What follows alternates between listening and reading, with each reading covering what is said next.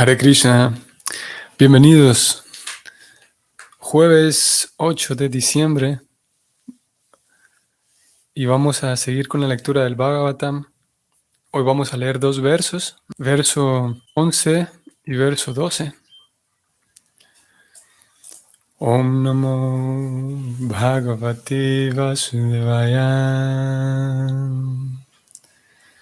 Om Namo Bhagavate Vasudevaya. Om Namo Bhagavate Vasudevaya. Vibhushitam Mekalanjanguli Yakair Mahadanair Nupura Kankana Dibim Snigdha Malakunchita Nilakuntalair Viro Chamana Nanakhasa Peshalam. La traducción es la siguiente. Él, el Señor que está en el corazón, está bien adornado con un trenzado decorativo alrededor de la cintura y con anillos en los dedos, tachonados con joyas preciosas. Las ajorcas de sus tobillos, sus brazaletes, su aceitoso cabello, ondulado y de un tono azulado, y su hermosa cara sonriente, es todo muy placentero. Vamos al comentario, que es el siguiente. La suprema personalidad de Dios es la persona más hermosa de todas. Y Srila Shukadeva Goswami describe cada parte de su belleza trascendental, una tras otra, a fin de enseñar al impersonalista que la personalidad de Dios no es un producto de la imaginación del devoto para facilitar la adoración, sino que es la persona suprema en todo el sentido de la palabra. El aspecto impersonal de la verdad absoluta no es más que la radiación que emana de él, así como los rayos solares no son más que las radiaciones que emanan del sol. Aquí termina el comentario que acompaña este verso número 11. Como hemos visto, como hemos venido viendo, el sistema de Bhakti Yoga no es un sistema de carácter negativo, en el cual se intenta que el estudiante abandone en un sentido negativo, con una motivación negativa, y que simplemente rechace las cosas materiales, sino al revés. El Bhakti propone un método positivo que consiste en centrar la atención a través de un acto positivo, a través de algo activo, que es diferente a simplemente abandonar el mundo material. Es algo pasivo, digamos, porque dejo de actuar en el mundo material. El Bhakti lo que dice es que actúe, nos pone directamente a hacer algo, y eso que nos pone a hacer es la meditación en el aspecto positivo de Dios, en lugar de simplemente hablarnos de los aspectos negativos de la naturaleza. Así que en ese caso abandonaríamos, o sea, el rechazo en sí tiene un color negativo.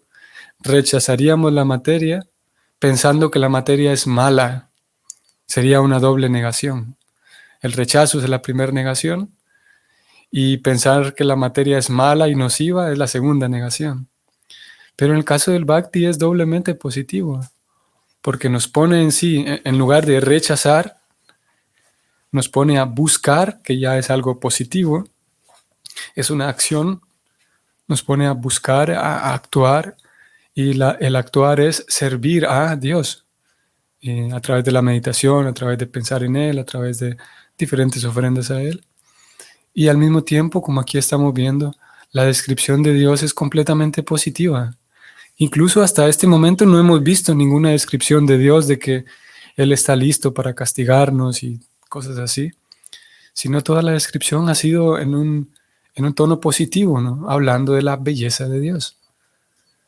Incluso aquí en este verso se agrega que su hermosa cara sonriente, todo junto con su hermosa cara sonriente es muy placentero.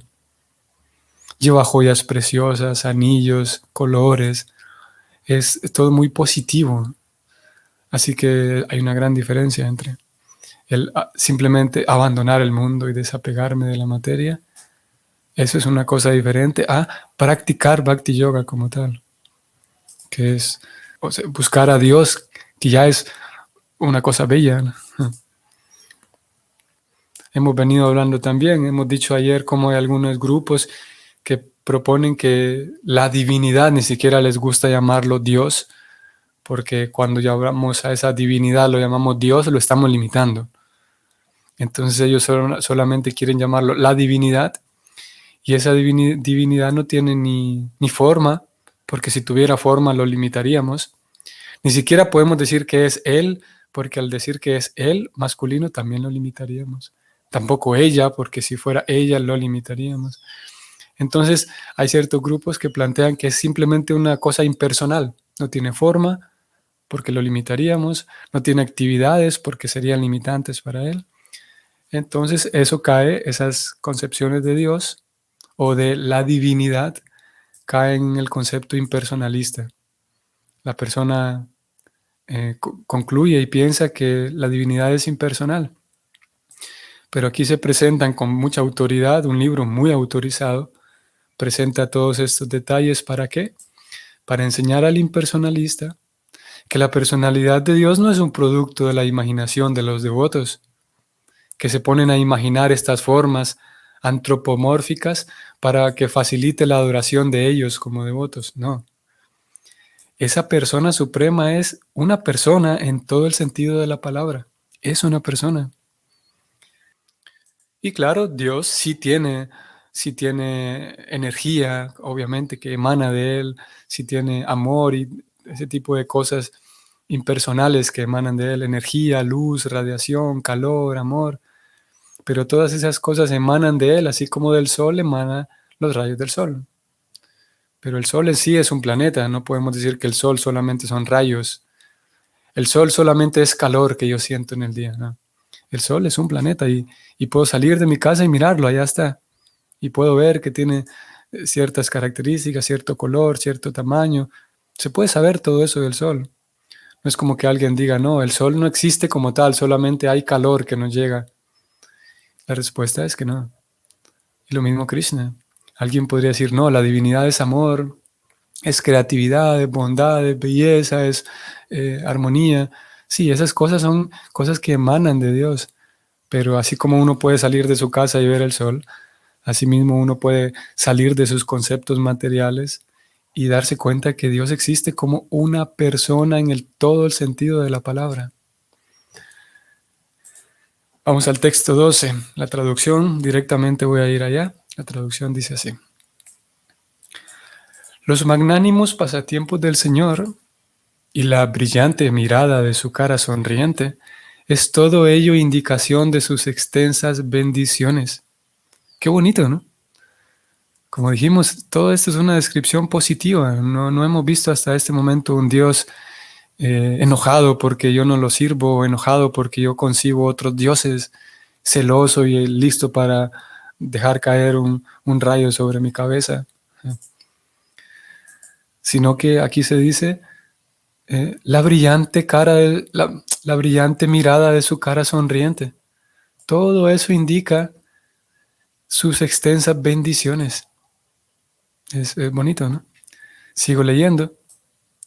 Por lo tanto, uno debe concentrarse en esta forma trascendental del Señor, mientras la mente pueda quedar fija en Él por medio de la meditación. Recordemos que estamos en el segundo canto, apenas estamos iniciando el Bhagavatam, y es esta forma de Dios o estas características de Dios las que el Bhagavatam y el Bhakti esperan que el devoto medite en toda su vida. Claro, porque si yo voy a estar toda mi vida pensando que Dios me acompaña, pero si yo voy a estar pensando que ese Dios está listo para castigarme, para reprocharme, entonces yo no quiero que ese Dios me acompañe. ¿De qué sirve que Dios me acompañe para todos lados? Entonces el Bhakti espera que esta descripción de Dios es la que quede guardada en mi corazón para que cada vez que recordemos que Dios está conmigo, recuerde que Dios está conmigo con sus extensas bendiciones, como aquí se dijo. Y no al contrario, no es que Él está conmigo todo el tiempo para vigilarme a ver si me equivoco, vigilarme a ver si hice algo mal, sino al contrario. Es una persona bella la que me acompaña todo el tiempo. Ok, voy al significado. En la Bhagavad Gita 12.5 se dice que el impersonalista se somete a una serie de programas difíciles como resultado de su meditación impersonal. Pero el devoto, debido al servicio personal del Señor, progresa muy fácilmente. La meditación impersonal es, pues, una fuente de sufrimiento para el impersonalista. En esto, el devoto tiene una ventaja sobre el filósofo impersonalista. El impersonalista duda del aspecto personal del Señor, debido a lo cual siempre trata de meditar en algo que no es objetivo. Por esa razón existe una declaración auténtica en el Bhagavatam en relación con la concentración positiva de la mente en la verdadera forma del Señor. Claro, porque el impersonalista todo el tiempo está tratando de huir, por eso es negativa esa meditación, porque está tratando de huir de las dualidades, huir de limitar a Dios. Y como todo lo que conoce son formas y nombres materiales, entonces trata de huir de todas las formas y nombres materiales y centrar su meditación en algo no material, cosa que ya por definición es difícil. Pero el devoto tiene una concentración positiva. Y ya dijimos cómo esos elementos,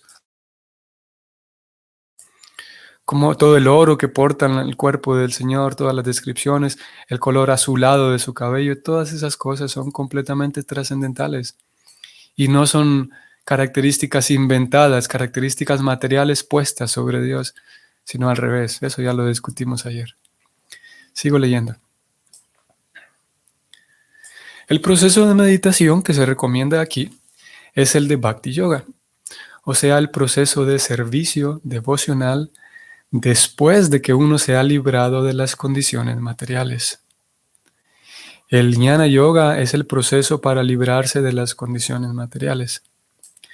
Después de que uno se libera de las condiciones de la existencia material, es decir, cuando uno se vuelva un nivrita, como se ha dicho aquí anteriormente, o cuando uno está libre de todas las necesidades materiales, se vuelve apto para desempeñar el proceso de Bhakti Yoga. Por lo tanto, el Bhakti Yoga incluye el Jnana Yoga, o en otras palabras, el proceso de servicio devocional puro cumple simultáneamente con el propósito del Jnana Yoga, o sea, el librarse de las condiciones materiales. Se logra automáticamente a través del desarrollo gradual del proceso de servicio devocional puro. A ver, voy a detenerme aquí un momento. Prabhupada está hablando del Jnana Yoga, cómo está incluido en el Bhakti. Y es que el Jnana Yoga, como es, podemos decir que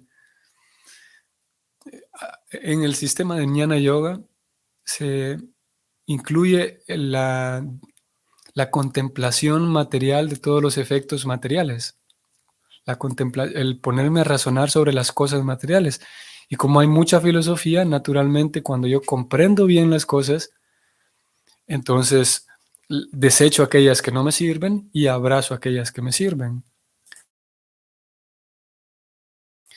Entonces el Jnana Yoga, como hace un jnana, un estudio muy a profundidad de la materia, el jnani, el devoto o la persona que hace Jnana Yoga, a través de la inteligencia, a través de la deliberación se da cuenta de que las cosas materiales no tienen sentido, entonces las rechaza, las evitan.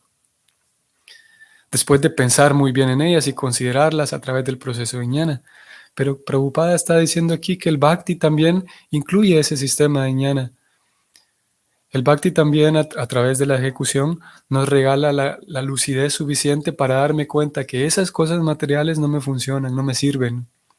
La misma conclusión a la que llega la persona que practica el Jnana Yoga. Sigo leyendo.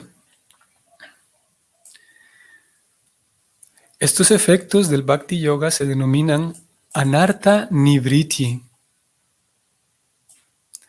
Con el progreso del Bhakti Yoga, las cosas que se han adquirido artificialmente van desapareciendo de un modo gradual. Como hace unos días dijimos, Anartha significa cosas artificiales y innecesarias que uno va adquiriendo. Y Anartha Nivritti es el acto de limpiarse de esos anartas. Y aquí acabamos de leer que se van desapareciendo de modo gradual. El meditar en los pies del loto de la personalidad de Dios, el primer paso del proceso, debe mostrar su efecto por medio del Anartha Nivritti. El tipo más craso de anarta que ata al alma condicionada en la existencia material es el deseo sexual. Y ese deseo sexual se desarrolla paulatinamente hasta llegar a la unión del macho y la hembra. Cuando el macho y la hembra se unen, el deseo sexual se agrava aún más mediante la acumulación de edificios, hijos, amigos, parientes y riqueza. Cuando el alma condicionada adquiere todo eso, queda agobiada por esos enredos y el falso sentido egoísta, o el sentido de, entre comillas, yo y mío.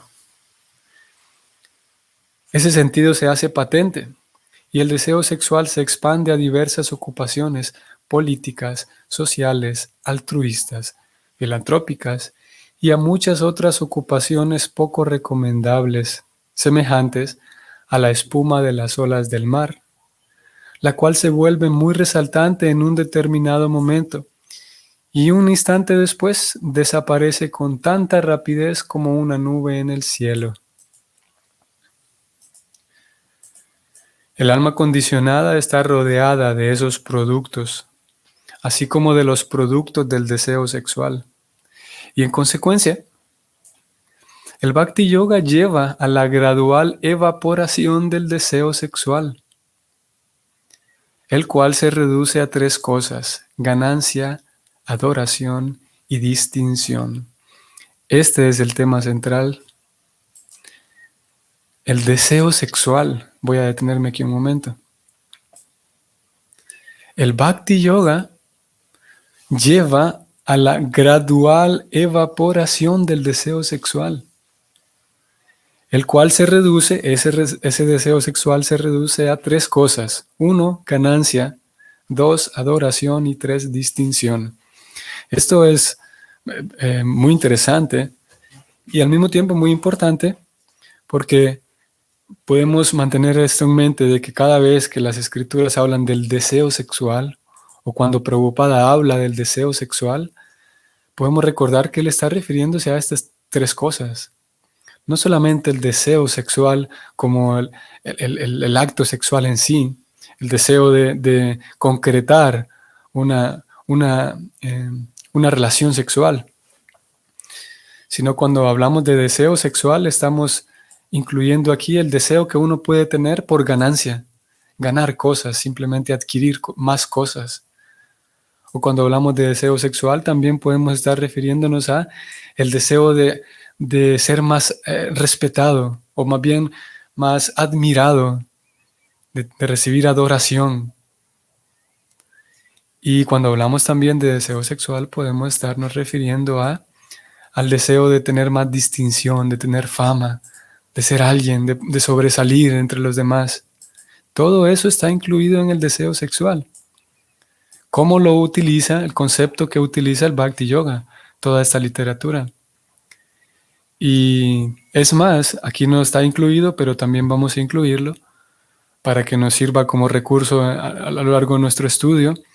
También cuando se habla de el disfrute de los sentidos, estamos hablando prácticamente de lo mismo.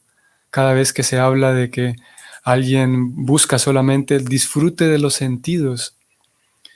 Cuando hablamos del disfrute de los sentidos, también incluimos ganancia, adoración, distinción, ese deseo, ese anhelo. Yo puedo imaginar que voy a estar feliz cuando complazco mi deseo sexual. Que claro, también habrá quienes y hay quienes tienen esperanza en que voy a ser feliz cuando pueda tener más relaciones sexuales. Pero también esto incluye que yo aspiro y pienso que voy a estar más feliz cuando gane más cosas, cuando gane más dinero, cuando tenga más propiedades, cuando tenga más posesión sobre ciertas cosas. O pienso que voy a estar feliz cuando tenga más adoración, cuando otros me respeten, cuando otros me admiren, cuando otros me den homenaje, cuando otros se den cuenta de lo importante que soy y que lo reconozcan. Y finalmente también podemos tener esperanza en que voy a ser feliz y todo va a estar bien cuando yo tenga una buena posición, cuando yo tenga suficiente fama, cuando pueda sobresalir sobre los demás. Y en realidad eso está muy vinculado. Estamos hablando aquí de la psicología del alma, que también se manifiesta incluso.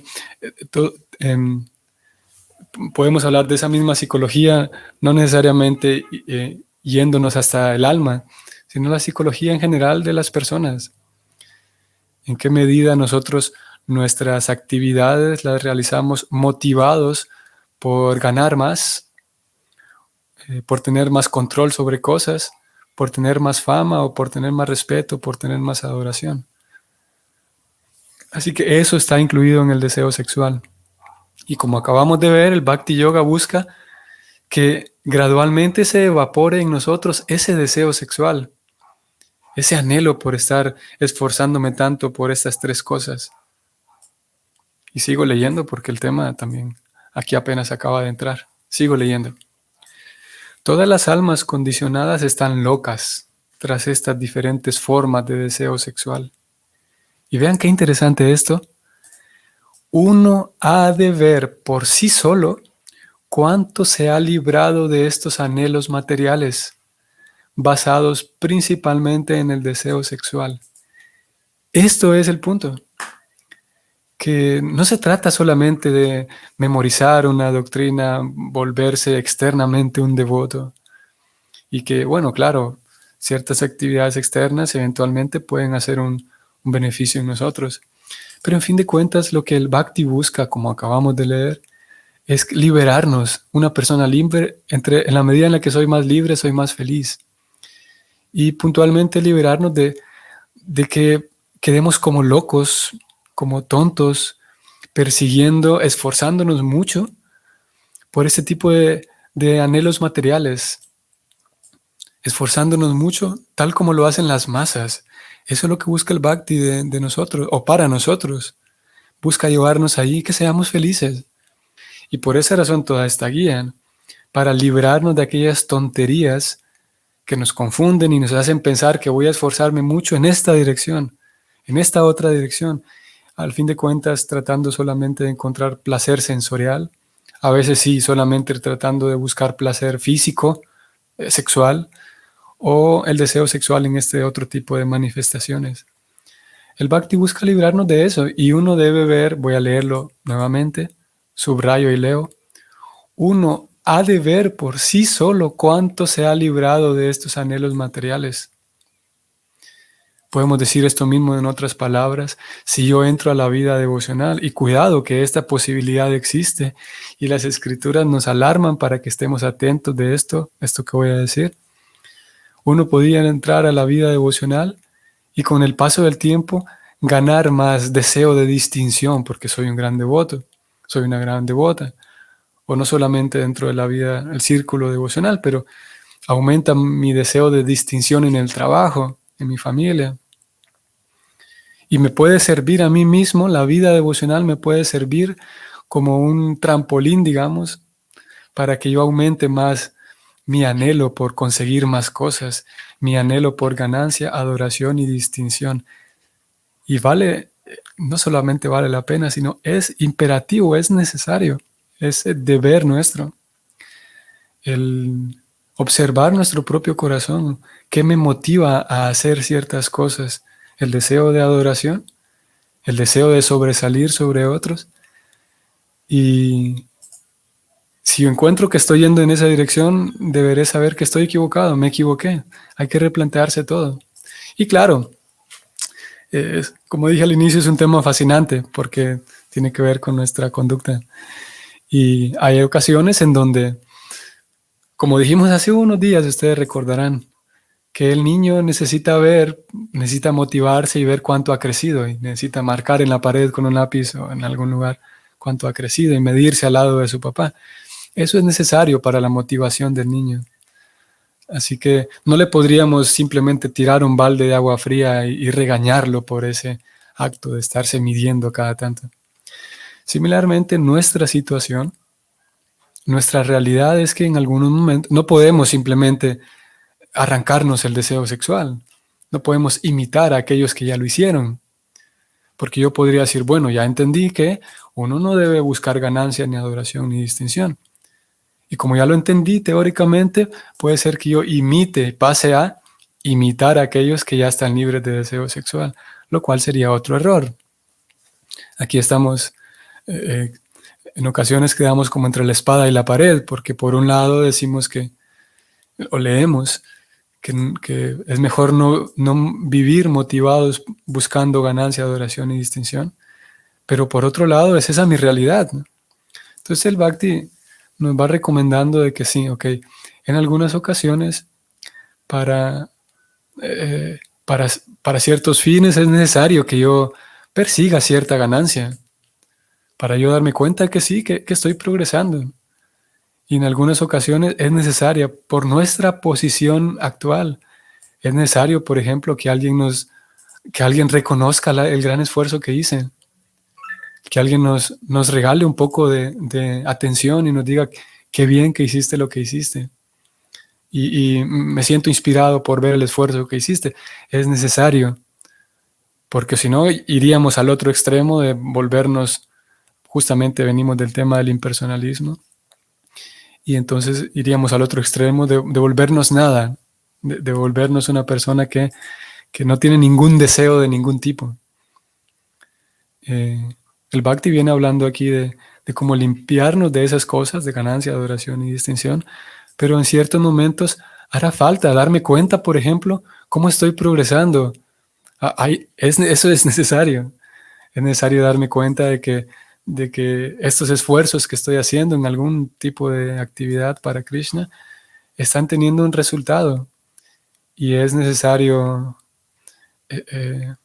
una cierta cantidad, no de adoración, pero una cierta cantidad de reconocimiento. Y sí, el error está en que todos mis esfuerzos, el error estaría en que todos mis esfuerzos vayan solamente a buscar reconocimiento. Porque en algunas ocasiones, con esto voy a terminar y el tema lo vamos a dejar para continuarlo mañana. En algunas ocasiones sucede que hago algunas actividades y creo que, no sé si todo lo hemos percibido, lo hemos vivido, lo hemos visto en otros, pero alguien termina diciendo, bueno, yo no quiero que me den un diploma, no quiero que me den una gran felicitación por lo que hice, pero es que nadie me dijo ni gracias, ¿no? Y uno puede llegar al punto en esa disyuntiva en que yo no quiero que me feliciten y que pongan mi fotografía en un cartel gigante en la entrada de la ciudad, pero también me siento raro porque nadie me agradeció lo que hice. Es una situación, una posición que a veces confunden. ¿Qué debo sentir en este momento? Y uno trata de justificarse y hay una parte de uno mismo que puede decir, ajá, pero estás pidiendo adoración, ¿eh? ¿Por qué quieres que te agradezcan? Pero lo cierto es que es necesario. Es necesario para tener la sensación de que soy útil. Es necesario un cierto tipo de reconocimiento. Y alguien podría, o uno mismo podría reprocharse de que no, está buscando solamente adoración. Entonces uno mismo se responde a uno mismo, no, no, no, no, no. Yo no quiero una felicitación, no quiero una fama ni nada de eso. Pero nadie me dijo gracias. Nadie valoró lo que hice. Eso sucede. porque vale la pena reconocer en qué momento nos encontramos, en qué medida necesitamos un poco de, como dijo, un poco de atención, y todos la necesitamos en realidad. Bueno, voy a detenerme aquí para no extenderme más en el tiempo, y nos quedamos prácticamente a mitad de este comentario. Para mañana vamos a continuar leyendo el tema del deseo sexual. Entonces, estimados, nos vemos entonces mañana y que tengan un bonito día. Hare Krishna.